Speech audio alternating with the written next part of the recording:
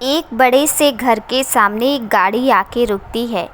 उसमें से एक बहुत ही खूबसूरत कोई 22 से 23 साल की लड़की अपनी बड़ी बड़ी आँखों में आंसू लिए निकलती है और दौड़कर एक कमरे में जाके एक बूढ़े से आदमी के पास जाके लिपट जाती है। तो अब तक तो आप समझ ही चुके होंगे। हाँ, तो ये लड़की और कोई नहीं प्रीतम है, घर की सबसे लाडली सबसे प्यारी लड़की। इनकी बदमाशियों के किस्से तो हम सुनते रहेंगे क्योंकि ये है इतनी चुलबुली। पहले इनके परिवार के अन्य सदस्यों से मिल लेते हैं। तो जैसा कि हम जान चुके, कमरे में पड़े वृद्ध कोई और नहीं प्रीतम के बाबा जी हैं और प्रीतम इनकी लाडली है और ये प्रीतम के फेवरेट हैं। इनके अलावा घर में प्रीतम के पापा, मम्मी और एक छोटी बड़ी बहन है। बड़ी बहन की शादी हो चुकी है और अब बारी है हमारी हीरोइन की। प्रीतम अपने शर्तों पर जीने वाली लड़की है जिसे रोक टोक बिल्कुल पसंद नहीं और यही वजह है पापा जी से इनकी बनती नहीं। हाँ भाई, पिताजी सख्त मिजाज वाले हैं। वो तो दादाजी के वजह से प्रीतम को इतनी छूट मिली है, वरना प्रीतम की दीदी तो हमेशा बंदिशों में रही हैं। अपने सपनों को पूरा करने के प्रीतम अपने छोटे से शहर निकलकर पढ़ाई कर रही हैं। बदमाशियाँ चाहे जितनी हो, पर प्रीतम पढ़ने में बहुत तेज हैं और सुंदर तो इतनी कि जो देखे दिल थामे देखता रह जाए।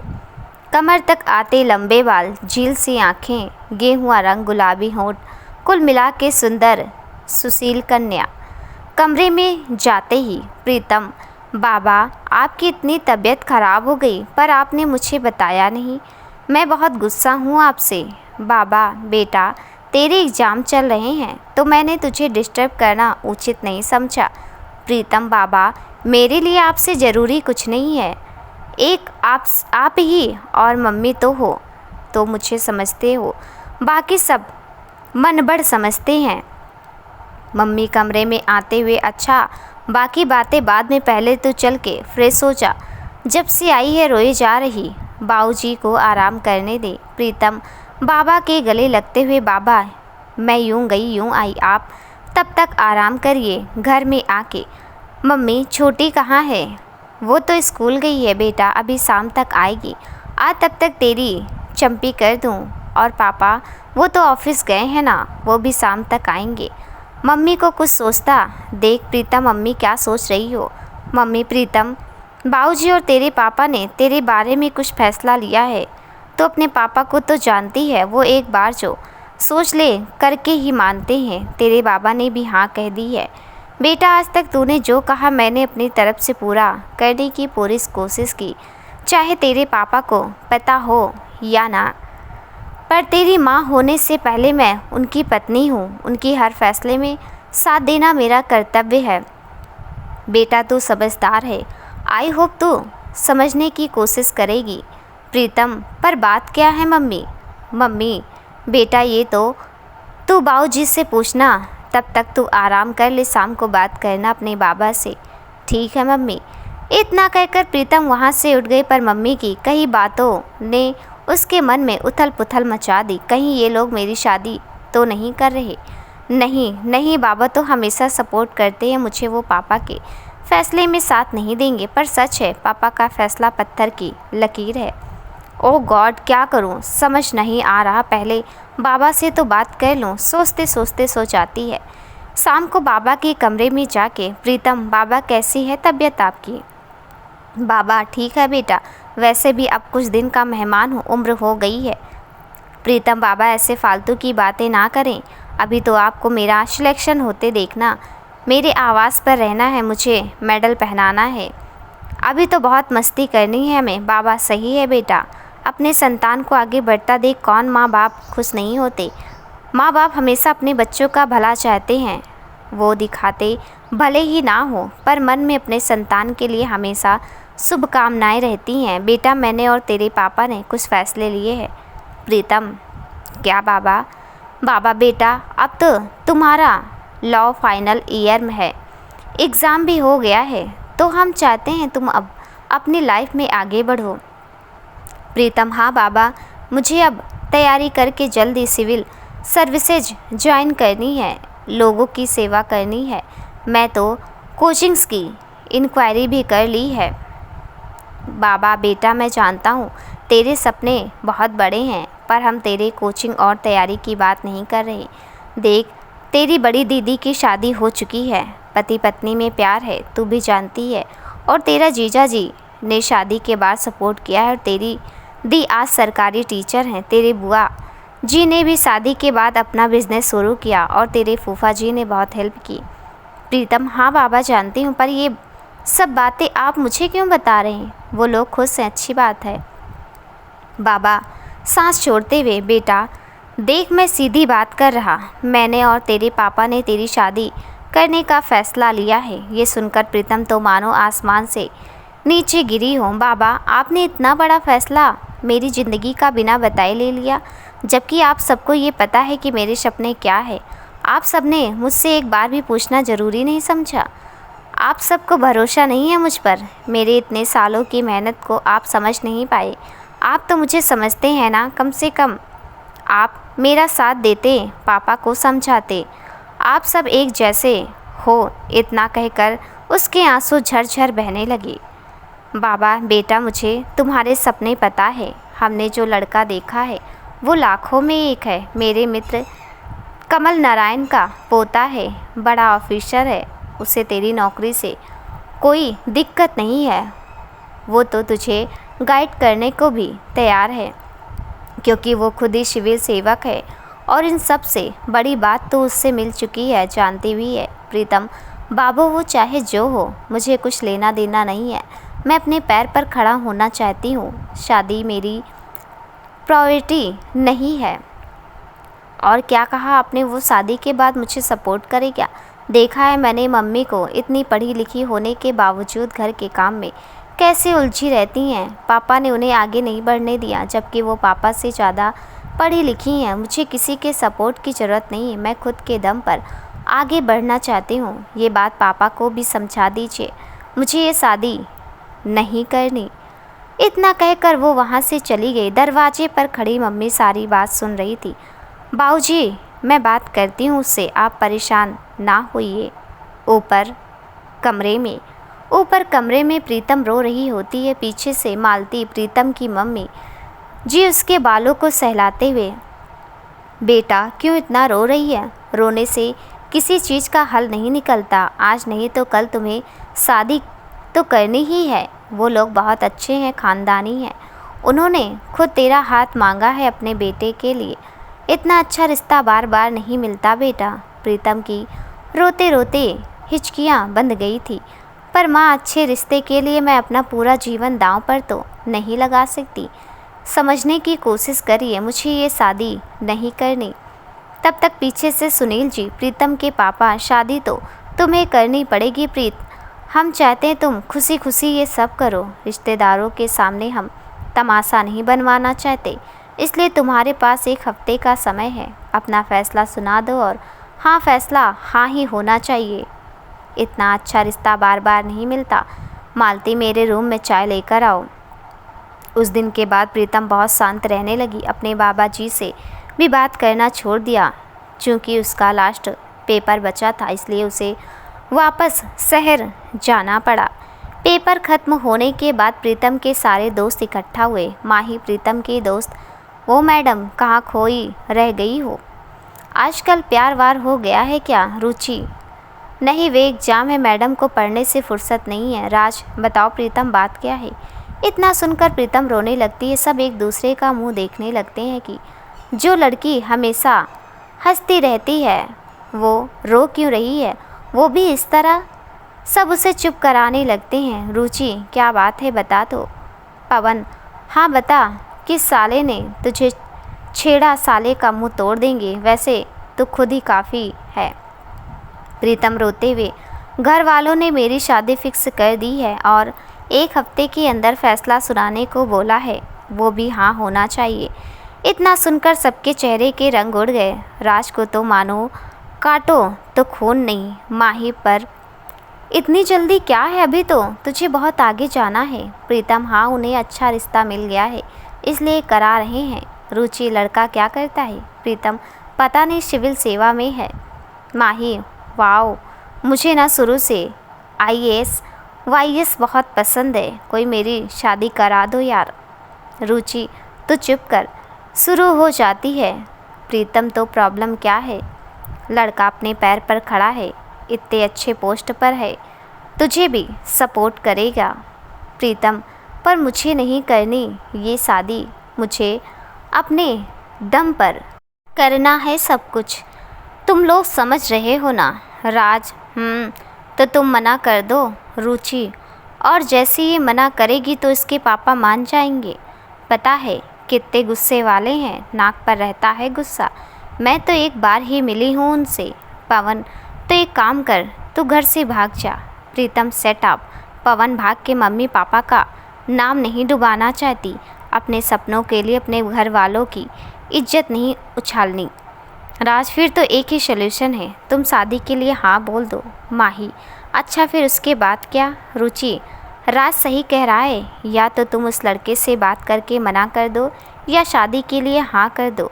एक काम करो, घर पर हाँ बोल दो, जब लड़के वाले आएंगे देखने तो लड़के से सारी बात बता देना। बात बनेगी तो ठीक, नहीं तो फिर दूसरा आइडिया सोचेंगे। प्रीतम, हाँ ये सही है। दूसरे दिन घर पहुंचकर प्रीतम अपनी मम्मी से हाँ कह देती। सब लोग सुनकर बहुत खुश होते हैं, पर प्रीतम अभी भी अपने बाबा और बाकी घर वालों से गुस्सा रहती है, किसी से ठीक से बात नहीं करती। घर वाले मिलकर अगले मंडे को लड़के वालों से मिलने का प्रोग्राम बनाते हैं। ऐसे 2 दिन बीत जाता है। मंडे को लड़के वाले प्रीतम को देखने आते हैं। प्रीतम येलो कलर का कुर्ता और क्रीम कलर का पैंट और येलो क्रीम दुपट्टा ली होती है। माथे पर छोटी सी बिंदी और बालों को गूंथ के करीने से छोटी, आँखों में काजल और होठों पर हल्की सी लिपस्टिक, कुल मिलाकर बहुत प्यारी लग रही होती है वो। चाय का ट्रे लिए वो सबके सामने आती है और सबको नमस्ते करके बैठ जाती है। लड़के की मम्मी और भाभी उससे कुछ सवाल पूछते हैं, जिनका वो बहुत प्यार से जवाब देती है। सबसे बहुत अच्छे से बात कर रही होती है। ये देख के उसकी मम्मी बहुत चकित होती हैं, क्योंकि उन्हें उसके ऐसे व्यवहार की आशा ना थी। सबसे बात करते हुए प्रीतम की निगाहें लड़के को ढूंढ रही होती है, पर वो दिखाई नहीं देता। प्रीतम अपनी छोटी बहन जानवी को बुलाकर धीरे से पूछती है, लड़का नहीं आया क्या? उसकी ये बात लड़के की भाभी यानी कि प्रतिभा सुन लेती है और उसे चिढ़ाते हुए कहती है, थोड़ा सब्र कर लो, देवर जी को कुछ काम है ज़रूरी, तो वो आ ही नहीं पाए। इतना सुनकर प्रीतम को धक्का लगता है कि अब तो अपनी बात किससे कहेगी, क्योंकि लड़का तो आया नहीं। इस तरह बातचीत लड़के वाले चले जाते हैं। उन्हें प्रीतम बहुत पसंद आती है और रोका का दिन 10 दिन बाद का निकलता है। ये सब सुनकर प्रीतम बहुत परेशान हो जाती है और अपने दोस्तों से बात करके रुचि को खूब सुनाती है, क्योंकि लड़के से बात करने का आइडिया उसका ही था। रुचि, मुझे माफ़ कर दे मेरी माँ, मुझे क्या पता लड़का देखने ही नहीं आएगा। अब तो तेरे पास एक ही रास्ता है, चुपचाप शादी कर ले और अपने ससुराल वालों के सामने सीधी बनकर रहना और अपने पतिदेव को खूब परेशान करना। तू समझ रही है ना? इससे तंग आकर वो तुझे खुद ही तलाक दे देगा और बदले में तुझे कंपोनेशन भी मिलेगा, क्योंकि सबके सामने तू सीधी रहेगी। फिर तू अपने सपनों को पूरा करना, तेरे घर वाले भी नाराज़ नहीं होंगे। प्रीतम को ये आइडिया बहुत पसंद आया। उसने कहा कि डोंट वेरी डार्लिंग, सब संभाल लूँगी मैं, और अगर उसने मेरे पास आने की कोशिश की तो मुंह तोड़ दूँगी उसका मैं। रुचि से बात करके वो अपने घर के और कामों में व्यस्त हो गई, पर उसके अंदर क्या चल रहा था वो ही जानती थी और अपना प्लान सोच सोच के खुश हो रही थी। 10 दिन बाद प्रीतम की सगाई का दिन। आज जानकी मेंशन में चारों तरफ खुशियों का माहौल था। सब कोई किसी न किसी काम से लगा पड़ा था। मालती जी तो सुबह से घूम घूम कर सारा जायजा खुद ले रही थी। यही हाल सुनील जी का भी था। चूँकि ये प्रीतम की सगाई का फंक्शन था और बाबा की दिली इच्छा थी कि सगाई घर से ही हो। प्रीतम की दादी का 4 साल पहले डेथ हो चुका था। उन्हीं के नाम पर इस घर का नाम जानकी मेंशन रखा गया था। उन्होंने इस घर के एक एक चीज़ों को अपने हाथों से सजाया था। उनकी यादें बसती थी इस घर में। प्रीतम के बाबा जुगल किशोर जी कृषि विभाग के रिटायर्ड कर्मचारी थे। घर से बड़े से हॉल में सगाई का प्रोग्राम रखा था और घर बहुत खूबसूरती से सजाया गया था। बहुत कम लोगों को ही आमंत्रित किया गया था, जैसे कि प्रीतम की दीदी, जीजा, बुआ, फूफा, मामा, मामी, मौसा और उसके गांव के एक दो लोग, क्योंकि सब कुछ इतना जल्दी हो रहा था। सब बहुत खुश थे सिवाय एक इंसान के, और इंसान थी हमारी प्रीतम जी। ऊपर कमरे में बैठी वो यही सोच रही थी, पता नहीं लड़का कैसा होगा, स्मार्ट भी होगा या नहीं, कहीं अकड़ू ना हो। मैंने तो किसी से नाम तक नहीं पूछा। मम्मी ने फ़ोटो दिखाना चाहा, वो भी मना कर दिया। यही सब सोच के अपने में ही उलझी थी। तब तक उसकी दीदी शालिनी अंदर आते हुए, अरे प्रीत, तू अभी तक तैयार नहीं हुई? अरे लड़के वाले कब का आते होंगे। अच्छा चल जल्दी से रेडी हो जा, नहीं तो मम्मी मेरा बैंड बाजा बजा देंगी। प्रीतम कुछ नहीं बोलती तो शालिनी दी उसके पास जाकर, प्रीत तो खुश तो है ना? इतना सुनकर प्रीतम के बड़े बड़े आँखों में आंसू झिलमिलाने लगते हैं, पर वो बड़ी सफाई से पोंछ लेती है और कहती है, जब सब खुश है तो मेरी खुशी का क्या दी, आप तो सब जानती ही हैं। शालिनी प्रीतम का हाथ अपने हाथ में लेते हुए, आई यू नो नर्वस मैं भी थी कि बिना जाने मुझे किसी से रिश्ता जुड़ना इतना आसान नहीं होता, बट ट्रस्ट मी, अगर पार्टनर अच्छा हो ना तो सब अच्छा होता है। तेरे जीजू मेरा बहुत ख्याल रखते हैं। प्रीतम कुछ नहीं बोलती, बस हाँ में सिर हिला देती और शालिनी दी उसे तैयार करने लगती हैं। कुछ देर बाद पीच कलर लहंगे में और उसके साथ मैचिंग हल्की सी ज्वेलरी में प्रीतम बहुत अच्छी लग रही होती है। शालिनी दी ने उसके लंबे बालों को कर्ल करके खुला छोड़ दिया था और बहुत ही हल्का मेकअप किया था।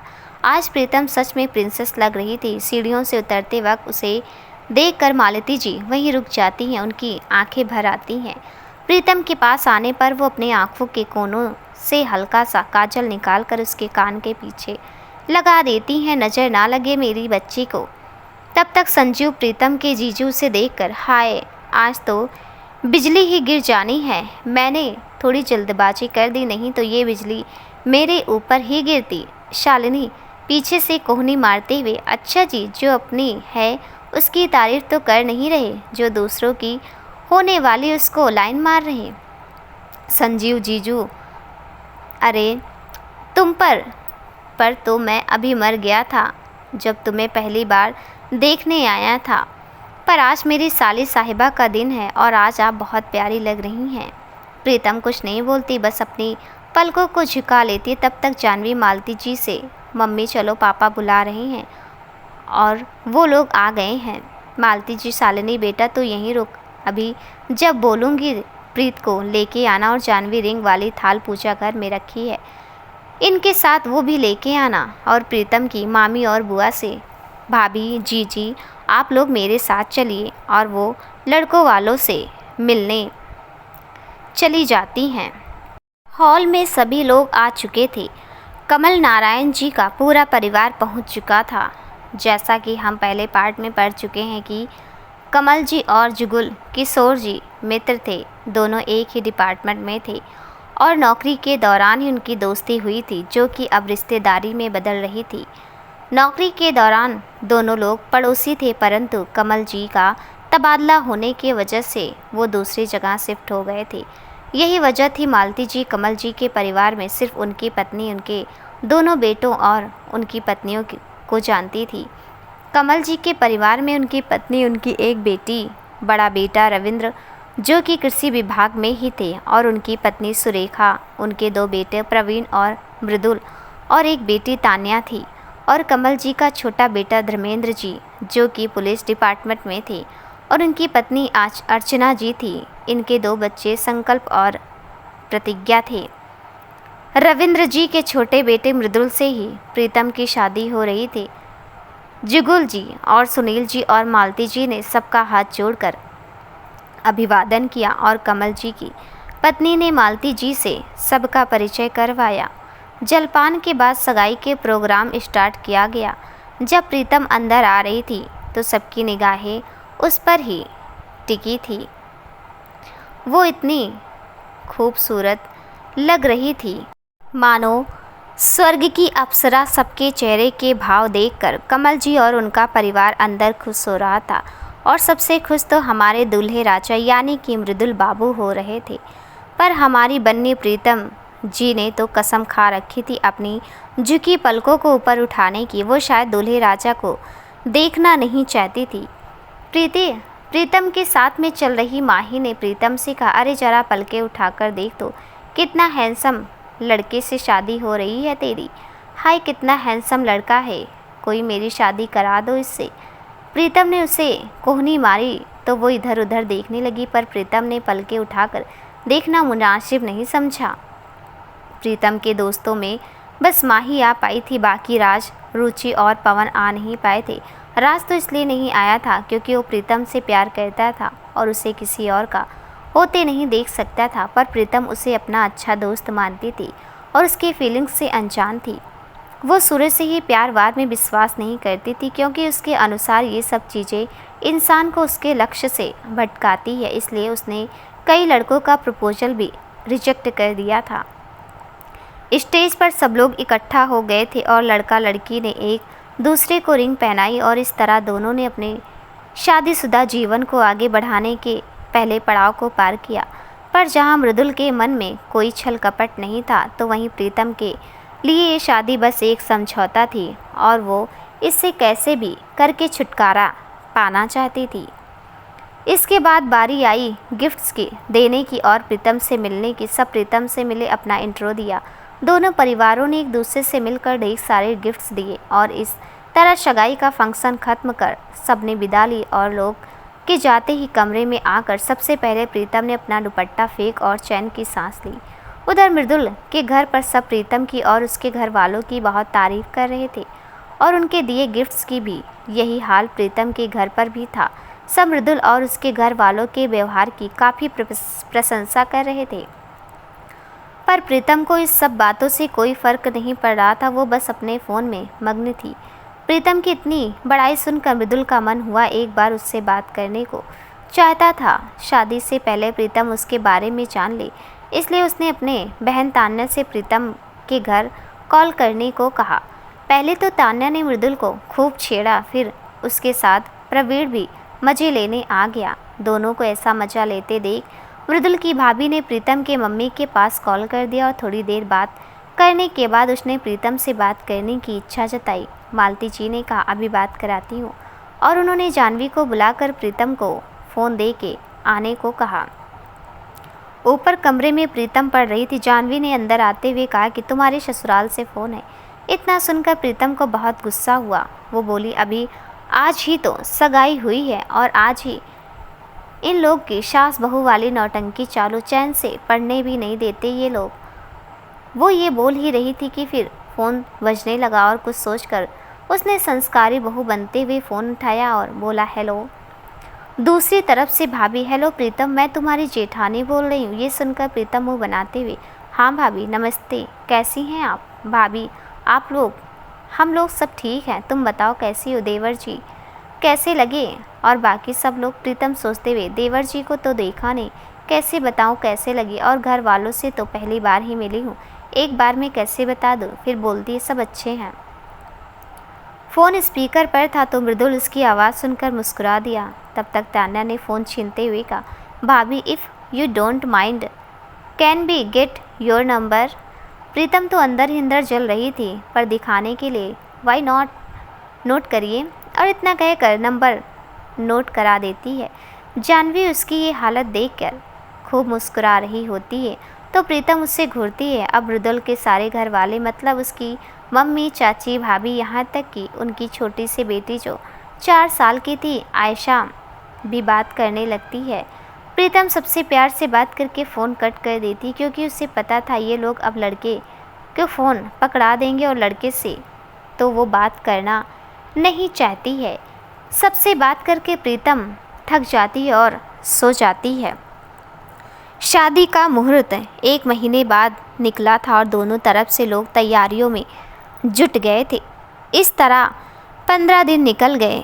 इसी बीच मृदुल के घर वाले प्रीतम से और उसके घर वालों से बातचीत करते रहते थे, पर जब मृदुल प्रीतम से बात करना चाहता तो वो कोई ना कोई बहाना बोलकर टाल देती। चूँकि शादी का दिन नज़दीक आ गया था और शादी प्रीतम के गांव से होनी थी, इसलिए उसके पापा पहले ही गांव चले गए थे व्यवस्था कराने, और घर पर उसके बाबा, मम्मी और जानवी थे। एक हफ्ते पहले उसकी दी भी आ गई थी और मम्मी जानवी को जीजू गांव छोड़ आए। अब घर में शालिनी, प्रीतम और संजीव जी थे। संजीव जी ने अपने ऑफिस से 10 दिन की छुट्टी ले ली थी। आखिर उनके प्यारी शायली साहिबा की शादी जो थी, सब जोर शोर से तैयारियों में लगे हुए थे, पर हमारी प्रीतम जी को पढ़ने से ही फुर्सत ना थी। शालिनी हमेशा कहती, अब अपनी शादी में कौन पढ़ता है भाई, तो प्रीतम जवाब देती, मैं यानी कि प्रीतम त्रिपाठी। शालिनी दी को प्रीतम के लिए शादी की कुछ खरीदारी करनी थी, तो उन दोनों ने शाम को मार्केट जाने का प्लान बनाया। प्रीतम रेडी ही हो रही थी कि उसके फ़ोन पर अननोन नंबर से कॉल आई। पिछले 10 दिनों से प्रीतम इस कॉल से परेशान हो चुकी थी। नहीं कौन कॉल करता था है, उठाते पर बोलता नहीं।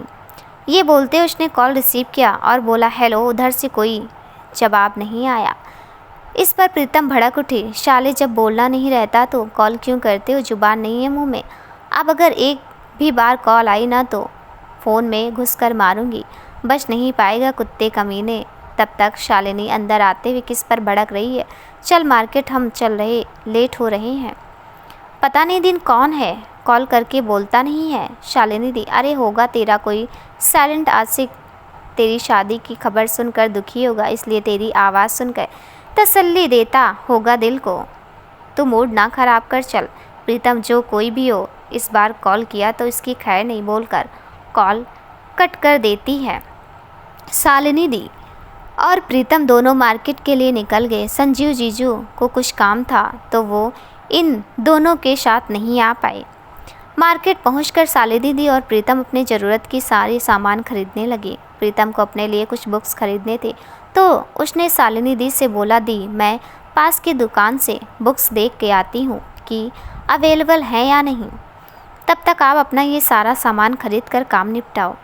शालिनी दी, ओ मैडम, ये खरीदारी तुम्हारे लिए हो रही है और तुम तो साथ आकर जैसे एहसान कर रही हो। अपने शादी में लहंगे, ज्वेलरी, मेकअप का सामान लेने के जगह बुक्स कौन खरीदता है भाई।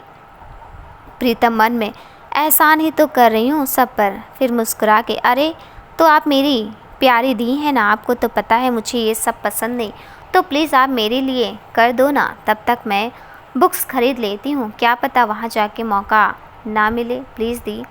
शालिनी, चुप कर नौटंकी, जा जल्दी से लेके आ। प्रीतम थैंक यू दी और दी को किस करके वहाँ से चली जाती है। शॉप पर पहुँचकर वो बुक्स देख रही होती है, तब तक एक चोर उसका पर्स छीन कर भागने लगता है। ये देखकर प्रीतम चिल्लाने लगती, चोर चोर, और दौड़कर उसके पीछे जाती है। तब तक वहाँ खड़ा एक लड़का अपना पैर आगे कर देता है और वो चोर गिर पड़ता है। प्रीतम उसको पकड़ लेती है और मारने लगती है। साले चोर, पर्स लेके भागता है, तुझे लगा मैं तुझे पकड़ नहीं पाऊंगी। भगवान ने इतना बढ़िया शरीर दिया, जाके कुछ काम क्यों नहीं करता, ये सब करके क्यों खुद और अपने घर वालों को परेशान करता है। इतना कहकर प्रीतम उस चोर को खूब सुनाती है। आसपास काफ़ी भीड़ इकट्ठा हो जाती है। वो चोर बोलता है, सॉरी दी, अब आगे से ऐसा नहीं करूँगा, जाने दो। तो प्रीतम बोलती है, मैं इतनी दयालु नहीं हूँ जो तुझे जाने दूँ, तुझे तो मैं पुलिस स्टेशन लेकर जाऊँगी, ताकि तू आगे फिर ऐसा काम करने से पहले 100 बार सोचे। उसकी कोई ज़रूरत नहीं, क्योंकि पुलिस तो पास में ही है। उस चोर को गिराने वाला लड़का स्वैग में चश्मा लगाते हुए आता है। 2 पुलिस वाले उस चोर को पकड़कर ले जाते हैं। प्रीतम भी जाने लगते। वो पुलिस वाला बोलता है, वो मैडम थैंक यू तो बोलते जाओ, इतनी मदद की है तुम्हारी। प्रीतम, थैंक यू किस लिए, चोर को पकड़ना तो आपका फ़र्ज है, अगर पहले ही पकड़ लिया होता तो खामखा परेशान नहीं होती ना। आपको तो मुझे थैंक यू बोलना चाहिए कि मैंने चोर को पकड़कर आपका काम आसान कर दिया। इतना कहकर वो वहाँ से चली जाती है। वो पुलिस वहाँ उसे जाते देखता रहता है। सर, मैडम तो एकदम रानी लक्ष्मीबाई हैं। उस पुलिस वाले के पास आते हुए एक कांस्टेबल कहता है, आखिर बीबी किसकी बनने वाली है। वो पुलिस वाला मुस्कुरा के कहता और चाय पीने लगता है। ये पुलिस वाला कोई और नहीं, हमारे एसपी साहब यानी कि मृदुल बाबू होते हैं। मृदुल आईपीएस ऑफिसर और दूसरे शहर में उसकी पोस्टिंग हुई रहती है, तो शादी की वजह से जल्दी जल्दी छुट्टी लेके वो यूनिफॉर्म में ही घर जा रहा होता है जहाँ उसे प्रीतम मिलती है। प्रीतम ने उसे देखा नहीं होता है, इसलिए वो उसे पहचान नहीं पाती। इसी बात का फ़ायदा मृदुल उठाता है और सोचता है इस लुका छुपी के खेल में बड़ा मज़ा आएगा। इधर प्रीतम अपना बुक खरीद रही होती है और शालिनी दी पास के ही मॉल में कुछ सामान खरीद रही होती है। वो प्रीतम को कॉल करके कहती है, अरे प्रीतम कितना देर हो गया, बाबू तो अभी तक नहीं आई, मेरी तबीयत कुछ ठीक नहीं लग रही, तो जल्दी आ। मैं यहीं पास के विशाल मॉल में हूँ, ग्राउंड फ्लोर पर ही। प्रीतम बोलती है, मैं बस आ रही थी, आप वहीं रुकिए, कहीं जाइएगा नहीं। इतना कहकर वो कॉल कट कर मॉल जाने लगती है। इधर शालिनी जैसे फ़ोन कट करती है उसे चक्कर आने लगते हैं। वो जैसे गिरने वाली होती है, दो मजबूत हाथ उसे संभाल लेते हैं, पर तब तक वो बेहोश हो चुकी होती है। उसे पकड़ने वाला और कोई नहीं, मृदुल ही होता है। वो भी मॉल में कुछ खरीदने आया होता है कि तब तक उसे शालिनी दिखती है। अपना सर पकड़े और फ़ोन पर बात करते हुए वो शालिनी से एंगेजमेंट वाले दिन ही मिल चुका होता है, इसलिए उसे पहचान लेता है। वो जैसे मिलने जाता है तब तक शालिनी बेहोश होकर उसकी बाहों में गिर चुकी होती है। मृदुल शालिनी दी को जल्दी से वहीं पास के क्लिनिक लेके जाता है। इधर प्रीतम मॉल आके शालिनी को ढूंढती है, पर वो नहीं मिलती। वो उससे कॉल करती, पर पूरी रिंग जाने पर कोई रिसीव नहीं करता। अब प्रीतम और परेशान हो जाती है और उसकी आंखों में आंसू आ जाते हैं। वो वहाँ खड़े स्टॉप से शालिनी के बारे में पूछती है, तो बताती है कि अभी कुछ देर पहले एक लेडीज यहाँ बेहोश हुई थी, तो एक पुलिस वाले ने उनकी हेल्प की और पास की क्लिनिक ले गए हैं। एक बार आप वहाँ देख लीजिए, हो सकता है वो आपकी दी हो। इतना सुनकर प्रीतम पास के क्लिनिक दौड़कर जाती और वहाँ पहुंचकर देखती है। प्रीतम वहाँ मार्केट में मौजूद सभी क्लिनिक में शालिनी को ढूंढती है, वो नहीं मिलती। इसी तरह एक क्लिनिक पहुंचकर वो इधर उधर देख रही होती है। तभी मृदुल उसे है, वो सोचती है कहीं शालिनी दी को लाने वाला पुलिस वाला यही तो नहीं। वो वहाँ के रिसेप्शनिस्ट से पूछती है, यहाँ पर कोई लेडीज आई है क्या? वो बेहोश थी और उनके साथ में एक पुलिस वाले भी थे। वो लड़की बोलती, हाँ मैम, उनको एडमिट किया गया है अंदर, और उनके साथ जो आए वो देखिए वहाँ खड़े हैं। वो मृदुल की तरफ इशारा करती हैं। प्रीतम उसको थैंक्स कहकर मृदुल की तरफ जाती हैं। वो मृदुल से कहती है, थैंक्स मृदुल फॉर व्हाट? प्रीतम, वो अभी आपने जिन लेडी की हेल्प की है वो मेरी दी है, आपका बहुत धन्यवाद। आप नहीं जानते आपने मेरी कितनी बड़ी हेल्प की है। Heartly thanks to you. Mridul, अरे इसमें थैंक यू की कोई बात नहीं, मैं वहाँ से गुजर रहा था और उनको बेहोश होता देखा तो यहाँ ले आया। फिर मुस्कुराकर, आफ्टर ऑल ये तो मेरा फ़र्ज भी था। प्रीतम, हाँ ये भी सही है, फ़र्ज भी तो होता तो मानवता नाम का भी कोई चीज़ होती है। अब मृदुल ने जो टोट मारा था उसी पर भारी पड़ गया।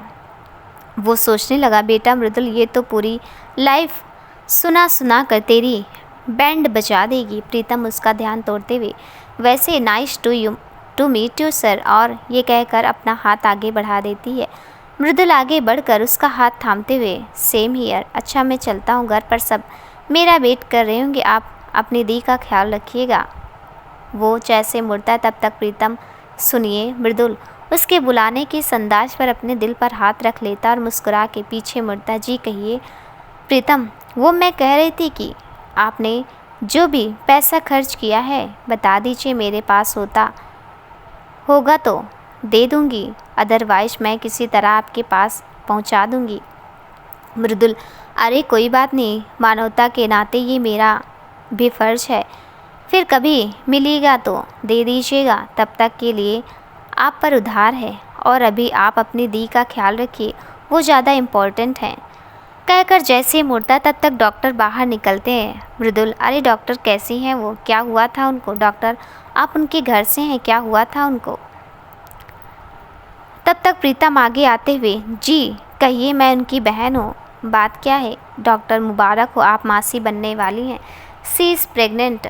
इतना सुनकर प्रीतम डॉक्टर के गले लग जाती है। थैंक यू डॉक्टर, आप नहीं जानती आपने कितनी बड़ी खुशी दी है।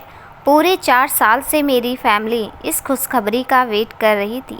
प्रीतम इतनी खुश थी कि इस खुशी में उसने मृदुल को भी गले लगा लिया। मृदुल के लिए ये तो सपने जैसा था, उसने ऐसा कुछ सोचा भी नहीं था। वो जैसे अपना हाथ प्रीतम के पीठ पर रखने वाला था, तब तक प्रीतम को अपनी गलती का एहसास हो चुका था।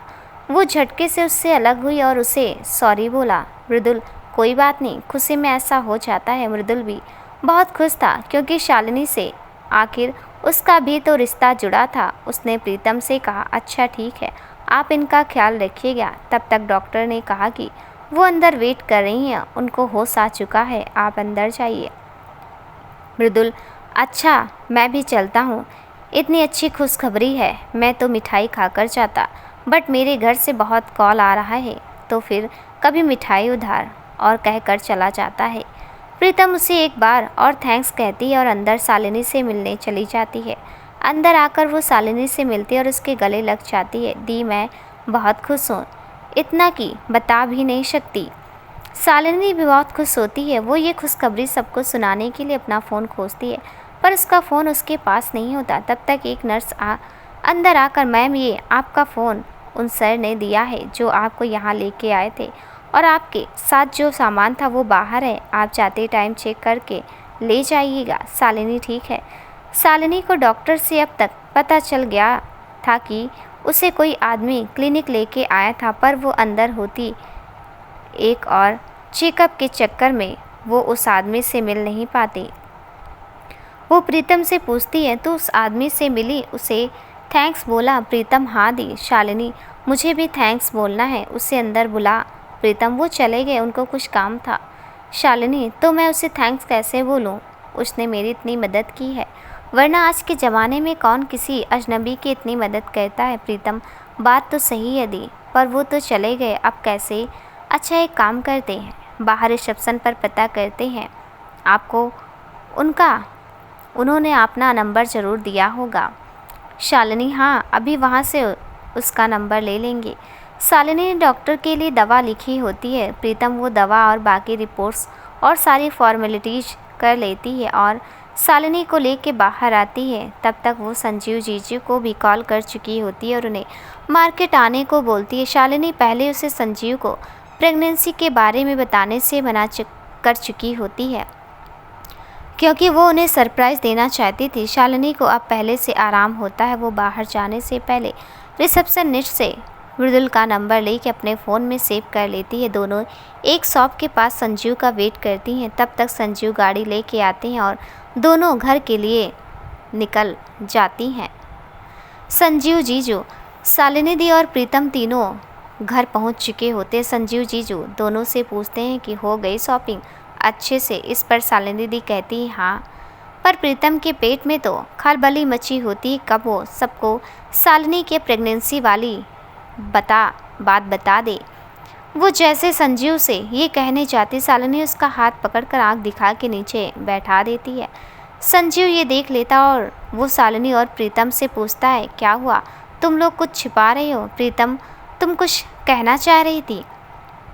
इस पर शालिनी कहती है, जी कुछ नहीं, इसकी तो आदत है बड़बड़ करने की। प्रीतम से अब और बर्दाश्त नहीं होता। वो संजीव से कहती है, अरे जीजू, मैं बड़बड़ा नहीं रही, बात ही ऐसी है कि मुझसे कंट्रोल नहीं हो रहा। मन कर रहा है पूरी दुनिया को चिल्ला चिल्ला कर बता दूं कि मैं मासी बनने वाली हूँ। संजीव को तो पहले बात समझ नहीं आती, पर जब समझ आती तो वो शालिनी से पूछता है, क्या? प्रीतम, हाँ जीजू, ये सच है, आप पापा बनने वाले हैं। और वो मार्केट में हुई सारी बात संजीव को बता देती। संजीव ये सुनकर बहुत ज़्यादा खुश हो जाता है और वो शालिनी को गोद में उठाकर गोल गोल घुमाने लगते हैं। तुम्हें पता नहीं है शालू, तुमने कितनी बड़ी खुशी दी है मुझे, मैं इतना खुश हूँ कि बता नहीं सकता। और शालिनी के माथे पर किस कर लेते हैं। प्रीतम, अरे वो प्रेमी युगल, यहाँ मैं भी हूँ, यहाँ पर कुछ शर्म करो, कहकर हंसने लगती है। संजीव, बात ही ऐसी है कि समझ नहीं आ रहा क्या करूँ। मैं एक काम करता हूँ, पहले घर पर कॉल करके सबको ये खुशखबरी देता हूँ, फिर मिठाई लेकर तुम दोनों का मुँह मीठा कराता हूँ। वो अपने घर पर सबको कॉल करके ये खुशखबरी सुनाता है और प्रीतम अपने घर पर सबको कॉल करके बताती है। सब लोग ये सुनकर बहुत खुश होते हैं। आखिर शालिनी और संजीव की शादी के 4 साल बाद सबको ये खुशखबरी सुनने को मिलती है, जिसका सबको बेसब्री से इंतज़ार था। दोनों के घर वालों ने तो ना जाने कितने मन्नत मांगे थे कि उनके आंगन में कोई नन्ही सी जान खेले, अपनी किलकारियों से सबका मन मोह ले। दोनों के घर वाले बहुत खुश होते हैं। मालती जी तो शालिनी को कहती हैं वो कल सुबह प्रीतम के साथ जाके मंदिर में प्रसाद चढ़ाए और सबको मिठाई मैं गांव से आने के बाद खिलाऊंगी। शालिनी दी सबको खुश देखकर बहुत खुश होती हैं और मन में ही मन भगवान को धन्यवाद करती हैं। तो उनको याद आता है कि उस आदमी को भी तो थैंक्स बोलना था जिसने उन्हें डॉक्टर के वहाँ पहुँचाई। ये सोचकर वो तुरंत मृदुल के पास कॉल कर देती है। 1-2 रिंग जाने पर मृदुल कॉल रिसीव कर लेता है। शालिनी उसको अपने बारे में बताती है कि मैं वही बोल रही हूँ जिसकी आपने सुबह मॉल में मदद की थी, आपका बहुत बहुत धन्यवाद। और वो उसकी बहुत तारीफ़ करती हैं। मृदुल ये सुनकर उसको नमस्ते करता है तो वो पूछती है कि आपने मुझे नमस्ते क्यों कहा। इस पर मृदुल उसे सारी बात बताता है कि वो प्रीतम का होने वाला पति बोल रहा है। इस पर शालिनी कहती है आप मृदुल बाबू बोल रहे हैं, आपने हमारी मदद की पर प्रीतम ने आपके बारे में कुछ नहीं बताया। इस पर मृदुल शालिनी को बताता है कि प्रीतम ने शायद उसे देखा नहीं है, इसलिए वो उसे पहचान नहीं पाई। तब शालिनी को याद आता है कि प्रीतम ने तो मृदुल की फ़ोटो देखने से भी मना कर दिया था और सगाई वाले दिन भी उसे ने पलक उठाकर भी नहीं देखा था। वो मृदुल को सारी बात बताती है कि प्रीतम को थोड़ा टाइम लगेगा समझने में, क्योंकि अभी वो शादी नहीं करना चाहती थी पर घर वालों के दबाव की वजह से उसे हाँ कहना पड़ा। वो मृदुल से कहती है प्रीतम ने अगर आपसे कोई बदतमीजी की हो तो मैं उसके लिए उसकी तरफ से माफ़ी मांगती हूँ, पर वो दिल की बहुत अच्छी है, उसे आपको थोड़ा समझने में टाइम लगेगा, पर जब वो इस रिश्ते को अपनाएगी पूरे दिल से निभाएगी। ये सुनकर मृदुल बहुत खुश होता है। वो शालिनी से कहता है कोई बात नहीं दी, हम दोनों को एक दूसरे को समझने में थोड़ा टाइम लगेगा। अभी तो वो जानती भी नहीं थी कि उससे मेरी शादी होने वाली है, इसलिए आप टेंशन ना लें। और आपसे एक रिक्वेस्ट है कि आप प्रीतम को मत बताइएगा कि मैंने आपकी मदद की है। मैं नहीं चाहता कि वो थोड़ा भी अनकंफर्टेबल फील करे। इस पर शालिनी बोलती है ठीक है नहीं बताऊंगी, पर आपको कल हमारे साथ मंदिर चलना होगा। मैं कल मंदिर जाऊंगी प्रसाद चढ़ाने, आप भी आइएगा। और मैं संजीव को भी बता दूंगी कि वो भी ऐसे रिएक्ट करे जैसे आपको जानते नहीं हैं। इसी बहाने आप भी अपनी प्रीतम से एक बार मिल लेंगे, थोड़ी जान पहचान भी हो जाएगी। कल तो वैसे भी हम लोग गांव निकल जाएंगे। इस पर मृदुल को तो मानो मन मांगी मुराद पूरी हो गई हो। वो शालिनी को बोलता है थैंक्स दी, एक्चुअली मैं भी शादी से पहले एक बार प्रीतम को देखना चाहता था। शालिनी दी ओके तो कल डन। मृदुल थैंक्स और नमस्ते कहकर कॉल कट कर देता है और गाते हुए नीचे चला जाकर सबके पास बैठ जाता है। प्रीतम को भी शालिनी बता देती है कि अगले सुबह मंदिर जाना। प्रीतम बोलती है ठीक है दी। तब तक संजीव जीजू का कॉल आता है। वो खाना बाहर से पैक करा कर ला रहे हैं, इसलिए वो लोग घर पर खाना ना बनाएं। प्रीतम को तो वैसे भी खाना बनाना पहाड़ तोड़ने जैसा लगता था। उसे चाय और मैगी के अलावा कुछ आता भी नहीं बनाने। वो खुश हो जाती है और जीजू को थैंक्स बोलती है। रात में सब खाना खाकर सो जाते हैं, पर मृदुल को तो नींद ही नहीं आती। वो इधर उधर करवट बदल कर जल्दी से सुबह होने का इंतज़ार करती है। यही सोचते सोचते उसकी कब आँख लग जाती है उसे पता ही नहीं चलता। अगली सुबह शालिनी दी ने रेडी होकर संजीव और प्रीतम को जगा दिया। वो दोनों भी जल्दी से रेडी होकर मंदिर के लिए निकल गए। दूसरी तरफ मृदुल भी सुबह से रेडी होकर शालिनी दी की कॉल का वेट कर रहा था। शालिनी दी ने घर से निकलते वक्त ही उसे कॉल कर दिया तो वो भी जल्दी से मंदिर के लिए निकल गए। जाते टाइम उसकी माँ यानी कि सुरेखा जी ने उससे पूछा अरे बेटा इतनी सुबह सुबह कहाँ जा रहे हो। तो उसने बहाना बना दिया कि जान कि उसका एक दोस्त आया है तो उसे ही शादी का कार्ड देने जाना है। और ये कहकर वो जल्दी से मंदिर के लिए निकल गया। शालिनी दी, संजीव जीजू और प्रीतम भी मंदिर पहुंच गए थे।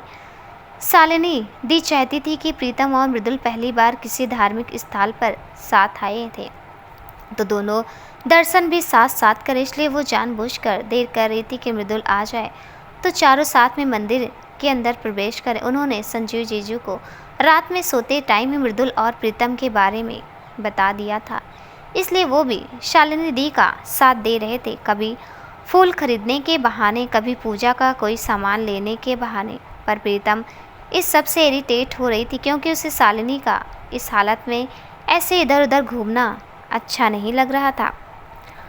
आखिर उसने झल्ला कर पूछ ही लिया, दी हम तीनों ही यहाँ हैं और तो घर का कोई आने वाला नहीं है, फिर किसका वेट कर रहे हैं आप दोनों? शालिनी कुछ जवाब देती इससे पहले उसे मृदुल आता दिखा। उसने जानबूझकर उसे ना पहचानने का रिएक्ट किया। मृदुल भी बात को समझ चुका था, इसलिए वो उन तीनों के पास आकर हाथ जोड़कर नमस्ते किया और शालिनी दी से कहा कि मैं वही हूँ जिसने आपकी हेल्प की थी, हमारी फ़ोन पर बात हुई थी ना।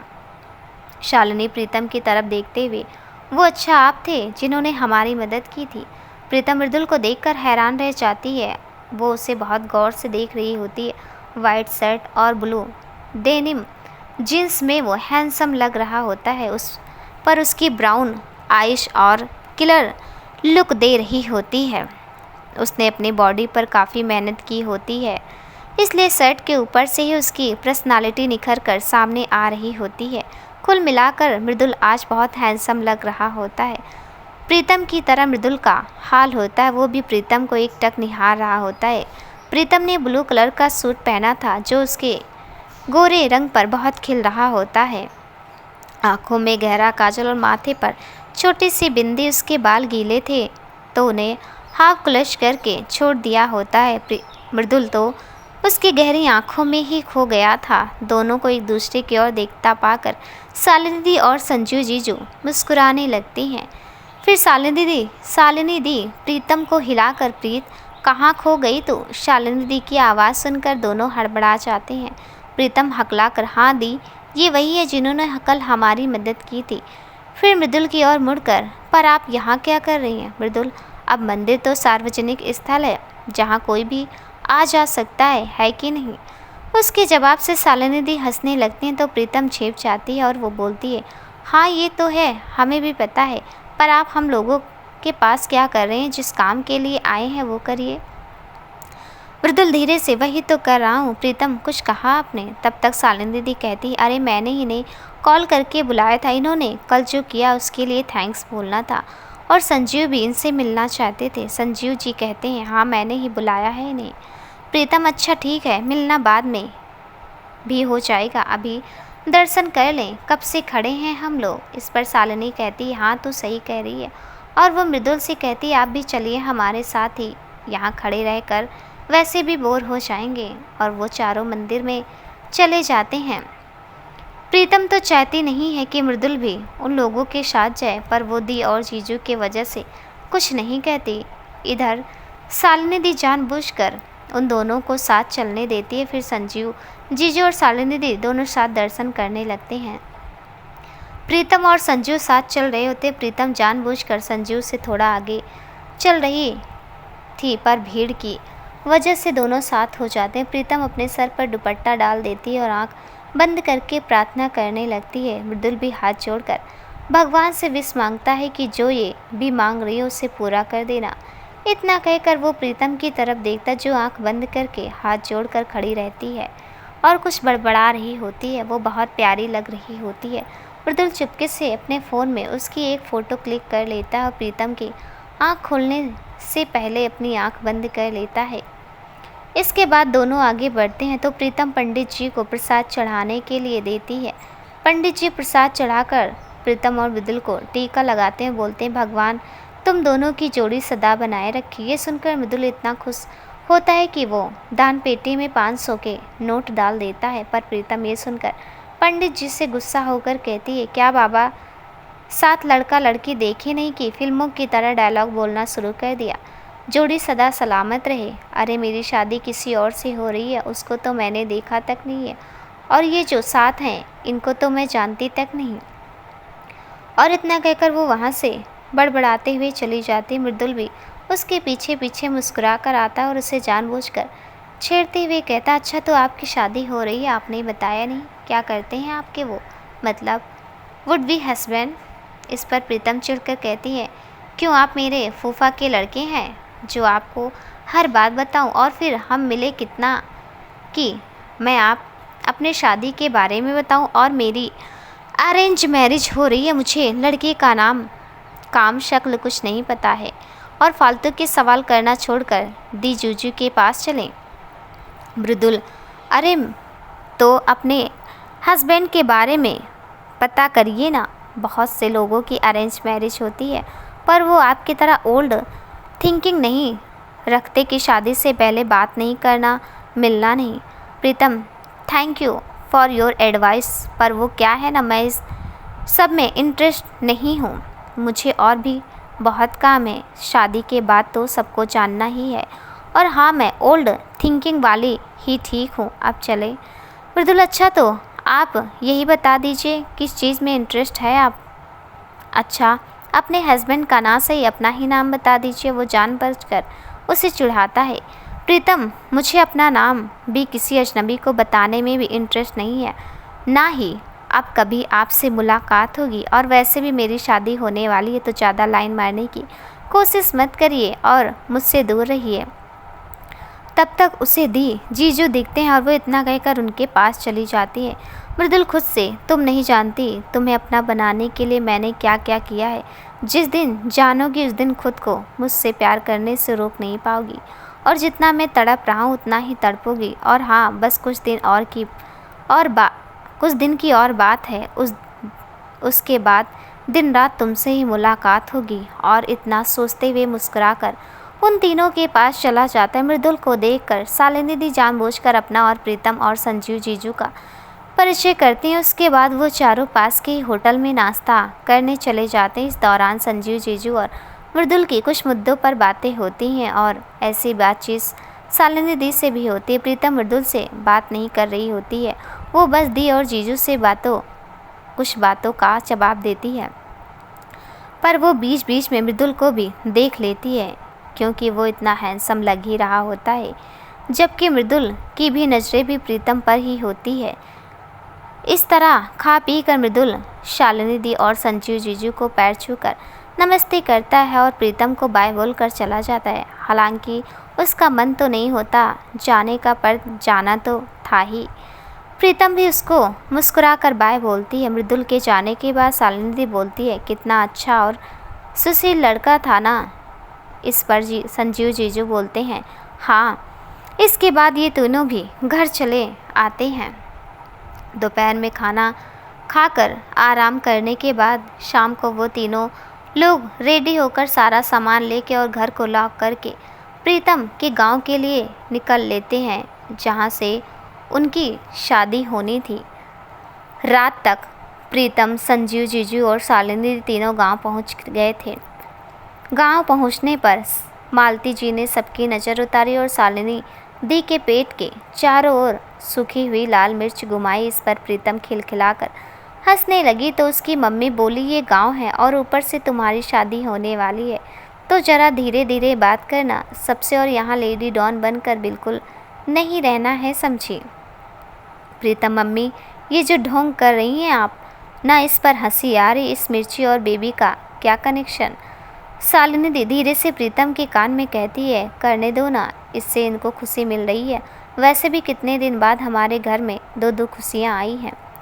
प्रीतम इतना सुनकर अपने मुंह पर उंगली रख लेती है और पीछे खड़ी जानवी को इशारा करती कि सब पागल हैं। जानवी ये देखकर हंस देती है। इसके बाद प्रीतम घर में और अगल बगल के पड़ोसियों में सबसे मिलती है। सबसे मिलते जुलते और बातें करते रात हो जाती है। तो प्रीतम की मम्मी प्रीतम से कहती हैं, तू जल्दी सो जा, कल तेरा लग्न पड़ेगा, उसके पहले तुझे कुल देवी के मंदिर में हल्दी की गांठ लेकर जानी है और उनका आशीर्वाद भी लेना है, ताकि तेरी शादी अच्छे से निपट जाए, तेरा दाम्पत्य जीवन आगे अच्छे से बीते। प्रीतम का मन तो नहीं होता ये सब करने का, पर फिर भी ऊपर के मन वो बोल देती है, ठीक है मम्मी, और जानवी के पास चली जाती रूम में सोने के लिए। दिन भर के दौड़ भाग से वो थक गई होती है तो जाह्नवी उससे कहती है, दी मैं आपके बालों में तेल लगाकर चंपी कर दे रही हूँ, उसके बाद नहा लेना, आपका मन थोड़ा हल्का हो जाएगा। प्रीतम जाह्नवी की बात सुनकर बहुत इमोशनल हो जाती है और उसे हक कर लेती है और कहती है, मेरी शादी होने के बाद मेरे सर में चंपी कौन करेगा। दोनों बहन ऐसी थोड़ी देर बात करती हैं और जाह्नवी प्रीतम के बालों में तेल लगा रही होती है तो अचानक प्रीतम को याद आता है कि वो शहर जब से आई है तब से जाह्नवी की पढ़ाई के बारे में तो कुछ पूछा ही नहीं। ये सोचकर वो जाह्नवी से बोलती है, जानू तेरे बोर्ड्स के एग्ज़ाम कैसे गए। घर में सब जाह्नवी को प्यार से जानू ही बुलाते थे और उसके पापा उसे गुड्डी कहते थे। जाह्नवी अच्छे गए हैं, इस बार 90% तो पक्का है, प्रैक्टिकल भी अच्छा गया है। उस दिन आप घर आई थी तो मैं प्रैक्टिकल ही देने गई थी। प्रीतम, अच्छा और आगे क्या करने का सोचा है। जाह्नवी BBA DU और बेंगलोर में एक कॉलेज का एंट्रेंस डाला है। जून के फर्स्ट वीक में एग्ज़ाम है, दोनों में से किसी एक का तो निकल ही जाएगा पक्का। 1 साल में प्रिपरेशन कर रही हूँ। प्रीतम, अच्छी बात है, खूब मन से तैयारी कर, ये शादी वादी के चक्कर में अपना टाइम वेस्ट मत करना। जाह्नवी, दी मेरी तैयारी पूरी है और वैसे भी आपकी शादी रोज़ रोज़ नहीं होगी, नहीं इसलिए मैं फुल एंजॉय करने वाली हूँ। आई नो आपके मन से नहीं हो रही शादी, बट मैं जीजू से मिली हूँ, बहुत अच्छे इंसान है वो। प्रीतम, अच्छा बेटा, अभी शादी नहीं हुई और वो लड़का तेरा जीजू हो गया। मेरे सामने ये शादी वादी जीजू और उनके घर वालों की बात मत करना, तू नहीं तो पिटोगी। जाह्नवी, ओके लेडी डॉन, आपकी चंपी कंप्लीट, मैं जा रही हूँ सोने, मुझे सुबह उठकर बहुत सारा काम करना है। आपकी मेहंदी के लिए डांस प्रैक्टिस भी करना है और आपको भी डांस करना है। आई नो आप डांसिंग और सिंगिंग को कभी मिस नहीं करती क्योंकि दोनों ही आपके फेवरेट हैं। प्रीतम, हाँ तो मेरे डांसिंग और सिंगिंग का वैलिड रीज़न होता है या मूड ऑफ होता है तो करती हूँ, और मैं तो वैसे भी इस शादी से खुश नहीं हूँ तो क्या करूँगी, क्यों करूँगी। जाह्नवी, करना तो पड़ेगा, देख लीजिएगा कितना भाग लो। और ये कहकर चादर ओढ़कर सो जाती है। प्रीतम भी उठकर बाथरूम में चली जाती है और नहा कर आती है तो देखती है उसका फ़ोन बज रहा होता है। वो उठाती है तो वही अननोन नंबर होता है जो पहले से आ रहा होता है, पर हमेशा की तरह रिसीव करने पर कोई आवाज़ नहीं आती तो वो झल्ला कर फिर उस फ़ोन करने वाले को खूब सुनाती है और उसके बाद फ़ोन कट करके वो नंबर ब्लैक लिस्ट में डाल देती है और हेडफोन लगाकर सॉन्ग सुनते हुए सो जाती है। उधर शालिनी दी के नंबर पर मृदुल का कॉल आता है तो वो उनसे पूछता है कि वो लोग सही से पहुंच गए ना, कोई प्रॉब्लम नहीं हुई ना। तो शालिनी दी बोलती है सब ओके है। तो मृदुल प्रीतम के बारे में पूछता है तो दी बताती है कि वो शायद सो गई होगी और थोड़ा बहुत बात करके शालिनी दी फ़ोन कट कर सो जाती हैं। मृदुल का तो पूरा दिन ही अच्छा गया था, वो भी आज सुबह प्रीतम से हुई मुलाकात और नोक-झोंक सोचकर मुस्कुराते हुए सो जाती है। अगले दिन सुबह प्रीतम की नींद घर में चल रहे मंगलाचार गानों से खुलती है। वो उठकर टाइम देखती है तो 4 बज रहे होते हैं। बगल में जाह्नवी सो रही होती है, उसे तो इन आवाज़ों से कोई फ़र्क ही नहीं पड़ता। प्रीतम खुद में बड़बड़ाती है, इसे देखो कुंभकर्ण की तरह सो रही है, अगल बगल क्या चल रहा है कुछ खबर नहीं है महारानी को। फिर वो बाहर उठकर जाती है तो उसे शांति बुआ मिल जाती है। वो उनसे पूछती है इतनी सुबह क्यों उठ गए आप लोग। तो शांति बुआ बताती हैं कि जब घर में कोई शादी पड़ती है तो औरतें भोर और शाम में गोधूल के टाइम मंगलाचार करती हैं, ऐसा करना शुभ होता है। प्रीतम को याद आता है कि शालिनी दीदी की शादी में तो ये सब हुआ था, मैं भी कितनी भुलक्कड़ हूँ। वो तो ये सोच रही होती है, तब तक उसकी मम्मी उसके पास आकर कहती है कि प्रीत तू अब उठ ही गई है तो जा जल्दी से नहा कर रेडी हो जा, याद है ना तुझे आज हल्दी की गांठ लेकर कुलदेवी के मंदिर जाना है, तू रेडी हो जा, तब तक मैं सालू को उठा देती हूँ। इस पर शालिनी कहती है नहीं मम्मी दी कल से ही चल रही हैं, उन्हें थोड़ा आराम करने दो, मैं जानू को उठा देती हूँ, उसको बड़ा शादी इंजॉय करना था ना तो अब करे, पता चलेगा अभी। इस पर मालती जी बोलती हैं ठीक है पर किसी बड़े बुजुर्ग का जाना भी तो बनता है, साथ में एक काम करती हूँ, शांति दी को भेज देती हूँ। प्रीतम बोलती है ओके मम्मी और नहाने चली जाती है। वो सोचती है आज तक कभी इतनी सुबह नहाना तो दूर उठी तक नहीं, क्या क्या करना पड़ रहा है इससे। अच्छा तो मैं उठ के कोई नई चैप्टर पढ़ लेती। वो नहाकर जल्दी से रेडी होती और लाइट पिंक कलर का एक फ्रॉक सूट पहनती और बाल धुले होते हैं तो बस खुला छोड़ देती है। तब तक जानवी को भी जगा देती है। वो भी जल्दी से तैयार हो जाती है। उसके बाद दोनों शांति बुआ के साथ मंदिर की तरफ निकल जाती हैं।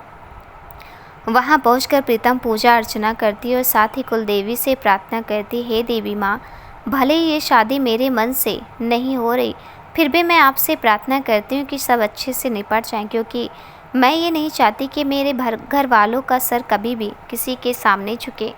उसके बाद प्रीतम कुल देवी को हल्दी चढ़ाकर आमंत्रित करती है और बुआ के साथ घर के लिए निकल जाती है। रास्ते में उसे गांव के चाचा का लड़का राजीव मिल जाता है तो प्रीतम उससे हाल चाल पूछती है। वो प्रीतम के एज का ही होता है तो प्रीतम की उससे बहुत बनती है। वो भी दिल्ली रहकर सिविल सर्विसेज की तैयारी कर रहा होता है। थोड़ी देर बात करके वो भी शादी तैयारियों के लिए निकल जाता है। इधर प्रीतम भी घर पहुंचती है तो देखती है घर पर दो लोग आए हुए हैं। वो हाथ जोड़कर नमस्ते करती है और अंदर चली जाती है और मालती जी से पूछती है कि बाहर कौन लोग आए हुए हैं। तो मालती जी बताती हैं कि तेरे ससुर के लोग हैं, ससुराल के लोग हैं, लहंगा और गहना देने आए हैं। इस पर प्रीतम पूछती है कि ऐसा क्यों। तो मालती जी बताती हैं कि ये शुभ का सामान है, आता है हर लड़के वालों के वहाँ से लड़की वालों के यहाँ, ये रिवाज होता है। यही लहंगा और ज्वेलरी तो शादी वाले दिन पहनेगी। इस पर प्रीतम पूछती कि और जो लहंगा शालिनी दी घंटों खोज कर लाई है उसका क्या होगा। तो मालती जी उसे बताती वो पहनकर तेरी विदाई होगी और अपने ससुराल में गठबंधन में तो वहीं पहनेगी। प्रीतम को तो वैसे भी इन सब बातों में कोई इंटरेस्ट नहीं होता तो वो अच्छा कहकर वहाँ से सेब खाते हुए निकल जाती हैं। मृदुल के वहाँ से आए हुए लोगों को प्रीतम के घर पर बहुत आदर सत्कार होता है। वो लोग भी इन लोग के आवभगत से बहुत खुश होते हैं और फिर वहाँ से विदा लेके चले जाते हैं। उन लोगों के जाने के बाद मालती जी गांव की सारी औरतों को बुलाती हैं और मृदुल के वहाँ से आए हुए सारे सामान को दिखाती हैं। सब लोग सामान देख के बहुत खुश होते हैं और बहुत बड़ाई करते हैं। प्रीतम भी सामान देखकर बहुत इम्प्रेस हो जाती है। मेकअप से लेकर ज्वेलरी तक सारा सामान ब्रांडेड होता है और बहुत अच्छा होता है और लहंगे की डिज़ाइन और कलर बहुत प्यारा होता है। शालिनी दी प्रीतम से पूछती है कि कैसा लगा सब, पर वो मुंह बनाकर वहाँ से चली जाती है। पर वो अंदर से सामान देखकर इम्प्रेस्ड होती है पर जताती नहीं। तब तक मृदुल के घर से सुलेखा जी का कॉल आ जाता है। वो भी प्रीतम से सामान के बारे में पूछती हैं तो वो बोलती है हाँ सब पसंद आया और सबसे बात करते तो मृदुल की भाभी बताती हैं कि सारा सामान मृदुल के पसंद का है। उन्होंने एक एक सामान अपने देख रेख में ख़रीदा। ये सुनकर प्रीतम बोलती है अच्छा, और इसके बाद फ़ोन मालती जी को पकड़ा देती है। मालती जी भी सबसे बात करके फ़ोन कट कर देती है और घर के और काम में चली जाती हैं। इधर प्रीतम सोचती है हक अजीब लड़का है, लड़कियों के सामान कौन खरीदता है, वो भी इतना इंटरेस्ट लेके, पता नहीं मैं कैसे झेलूंगी उसे। सोचकर वो भी मालती जी का हाथ बटाने लगती है। शाम को प्रीतम का लग्न पड़ता है। गांव की सारी औरतें आ जाती हैं। सब लोग मिलकर गीत गा रही होती हैं। प्रीतम को येलो कलर की शिफॉन की साड़ी पहनाई जाती है और उपटन लगाया जाता है और उसके हाथ में अंजलि पर चावल और गुड़ रख दिया जाता है। दोनों कानों में लौंग पहना दिया जाता है। ये सब काम उसकी बुआ करती हैं। वो सबसे कहती हैं कि वैसे नियम तो ये है कि अगले दिन तक प्रीतम को यही साड़ी पहनने रहना और नहाना भी नहीं है, ना ही कोई मेकअप करना। जो भी करना है शादी वाले दिन ही करना है, वो भी लड़के वालों के वहाँ से कलश में पानी आएगा तब। पर अब ज़माना बदल चुका है, सब लोग मॉडर्न हो गए हैं। ऊपर से प्रीतम को शाम को पार्लर भी जाना है, कल इसकी मेहंदी भी तो है, तो ये मेकअप भी कर सकती है और नहा भी सकती है और ये साड़ी भी चेंज कर सकती है। पर आज से रोज़ शाम जब इसे उपटन लगेगा और मंगल गीत गाए जाएंगे तो इसे ये साड़ी पहनना पड़ेगा। इस पर मालती जी शांति बुआ को थैंक यू बोलती हैं क्योंकि उन्हें रीति रिवाज से समझौता बिल्कुल पसंद नहीं था और वो घर में बड़ी थी तो उनकी ही बात सब लोग सुनते थे। शालिनी दी की शादी में तो उन्होंने ये सब करने ही नहीं दिया था। खैर सब अच्छे से निपट जाता है। प्रीतम को फेशियल के लिए पार्लर जाना रहता है। उसका मन तो नहीं था पर सबके कहने के वजह से उसे करना पड़ रहा था। राजू गाड़ी लेके आता है तो शालिनी की दी की तबीयत में आराम रहता है। वो प्रीतम के साथ पार्लर चली जाती है। गांव से 20 से 22 किलोमीटर दूर एक कस्बा रहता है, वहीं पर वो पार्लर रहता है। दोनों लोग वहां पहुंचती हैं तो पार्लर वाली का काम देखकर शालिनी दी इम्प्रेस होती हैं और प्रीतम की शादी वाले दिन के लिए उसे बुक कर देती हैं। उसके बाद दोनों लोग घर आ जाती हैं। रात में खाना खाने के बाद सब लोग सो जाते हैं क्योंकि अगले दिन सबको उठकर मेहंदी के लिए तैयारी करनी होती है। दोस्तों आपको ये कहानी कैसी लगी हमें कमेंट में ज़रूर बताइएगा। कहानी का अगला भाग देखने के लिए चैनल को सब्सक्राइब कर दीजिएगा। मिलती हूँ अगले भाग के साथ, तब तक के लिए नमस्कार।